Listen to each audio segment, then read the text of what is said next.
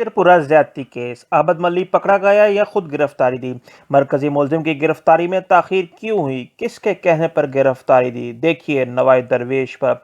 गुजरपुरा ज्यादती केस का मरकजी मुलजिम आबद मल्ली पुलिस की गिरफ्त में आ ही गया। वो पकड़ा गया या इसने खुद गिरफ्तारी दी, इसके वालिद ने इस बारे में ऐन इंकशाफ करके सबको हैरान कर दिया।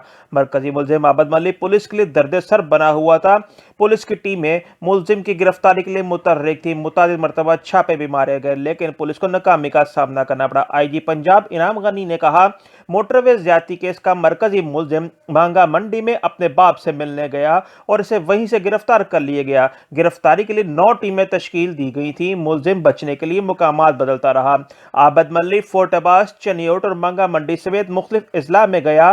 टीवी पर तस्वीर की इतला की वजह से आबद की गिरफ्तारी में ताखीर हुई। जराये के मुताबिक मुलजिम के वालिद ने इलाका मौजिद से आबिद को पुलिस के हवाले करने की दरख्वास्त की।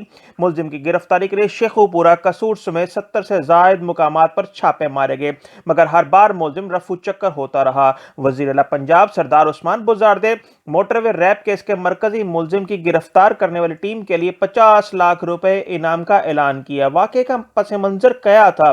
9 सितंबर को लाहौर के इलाके गुजरपुरा में मोटरवे पर खातून को इज्तिमाई ज्यादती का निशाना बनाने का वाकया पेश आया। 2 अफराद ने मोटरवे पर खड़ी गाड़ी का शीशा तोड़कर खातून और उसके बच्चों को निकाला।